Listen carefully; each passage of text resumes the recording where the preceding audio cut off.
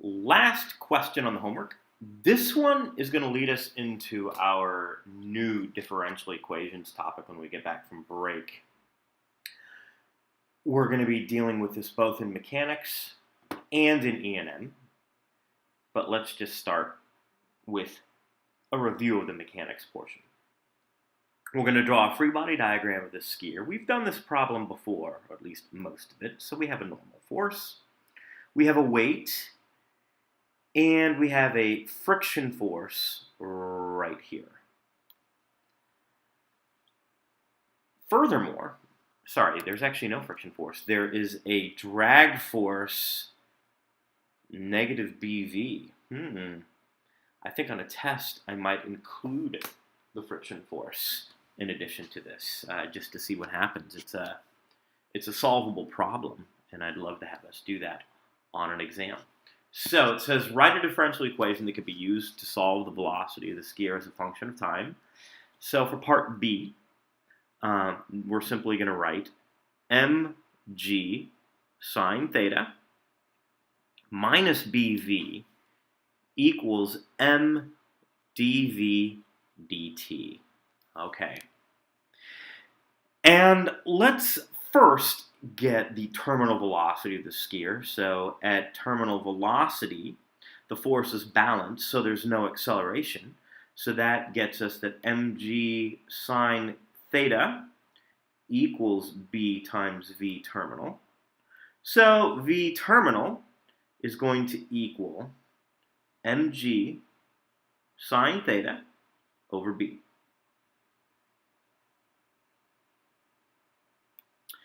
All right, now it says solve the differential equation in part B to determine the velocity of the skier as a function of time. So now, finally, we're going to get into this. We're going to use the separation of variables technique. Now, I'm going to solve this general one for homework. We're going to actually go through the math of this like we did for others. So what we're going to do in class is this. I'm just going to tell you right now. So we've done the cy dot plus cy equals 0 differential equation. It turns out we've done that one.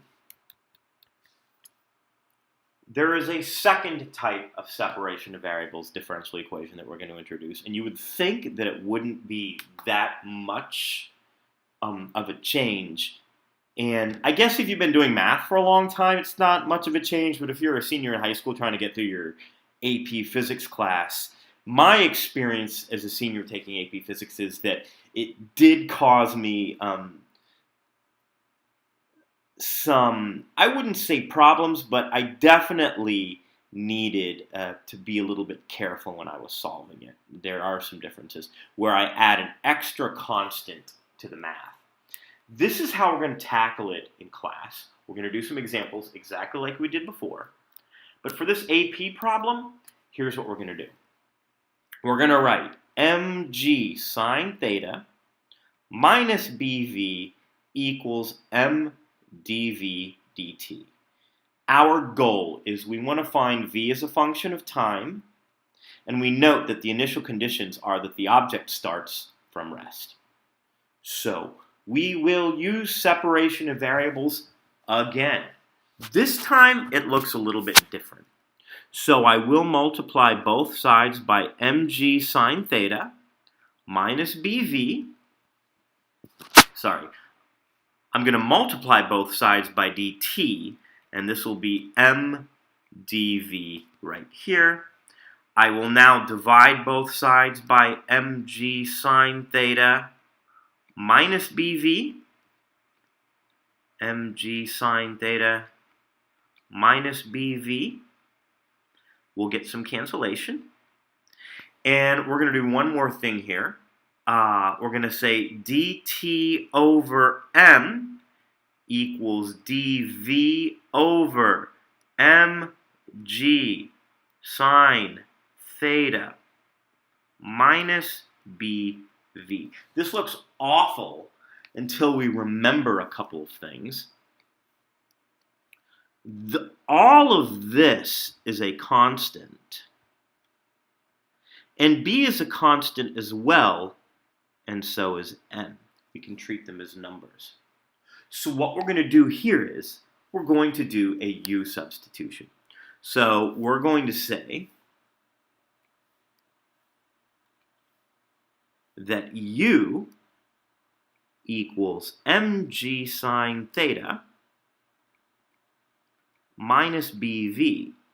And that means du is going to equal negative b times dv.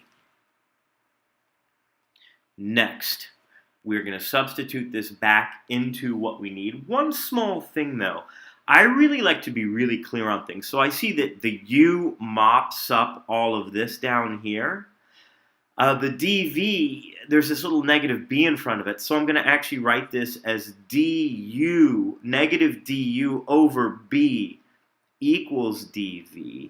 And so this negative du over b mops up the numerator. With that in mind, I can now rewrite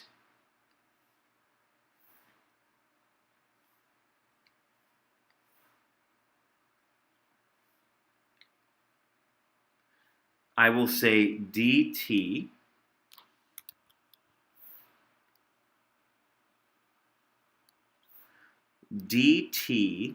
over m equals, and this is where I'm going to be careful, the right-hand side will now turn into negative du over b times 1 over u. And I'm just going to switch back to one color as I take the antiderivative of both sides. A little rearrangement here. I'm going to multiply negative b dt over m equals du over u. Integrating both sides. That's going to be negative bt over m equals the natural log of u plus c. At time equals 0, let's see. You know, one thing I like to do with u substitution is I can also say, this is a little trick, I can also say that u of 0 is going to be mg sine of theta because v is 0. So what I can say is negative b times 0 over m equals the natural log of, and you know what, I'm going to do that in a little bit of a different color. Negative b times 0 over m equals the natural log of mg sine theta plus c. So c is going to equal negative natural log of mg sine theta. Let's put this equation and this equation together and simplify. So, putting those two equations together, and I'm just going to shift things over a little bit to get myself a little bit more room here.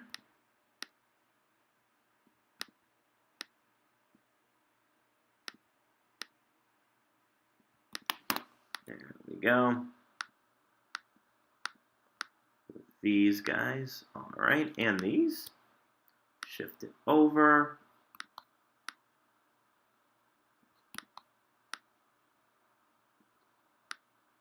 Nice. So, putting the two equations with dots in front of them together, we're going to say that negative bt over m equals the natural log of mg sine theta minus bv. Now careful. Since c is going to be minus mg sine theta, I am going to do a division. I'm using the natural log division rule here. So this is my c from integrating, I'll exponentiate both sides. So what I'm going to get is mg sine theta e to the negative bt over m equals mg sine theta minus bv. I'll do a little bit more algebra, and what I'm going to get is that v equals mg sine theta times 1 minus e to the negative bt over m. That's actually not right. Sorry, let me write that one more time. I'm going to get that v equals mg sine theta over b, 1 minus e to the negative bt over m. That's going to be our function. Notice something. This is just v terminal. So sorry, there's our answer. Notice that this is v terminal. So for the AP exam in general, notice that v as a function of time is going to be v terminal times 1 minus e to the negative bt over m, where b is your drag constant and m is your mass, just to put that out there. All right, so that is part D. I don't know if there's and then we want to sketch the graph of the acceleration of the skier as a function of time. So v of t equals mg sine theta over b. Let me just go back. Yeah, so there's that. Okay, now here. 1 minus e to the negative bt over m. Let's take the derivative. So a of t is going to equal, okay, when we take this derivative, I guess we could, FOIL this out, and that'll be 0, and then just the exponential part that matters for the derivative. So that's going to be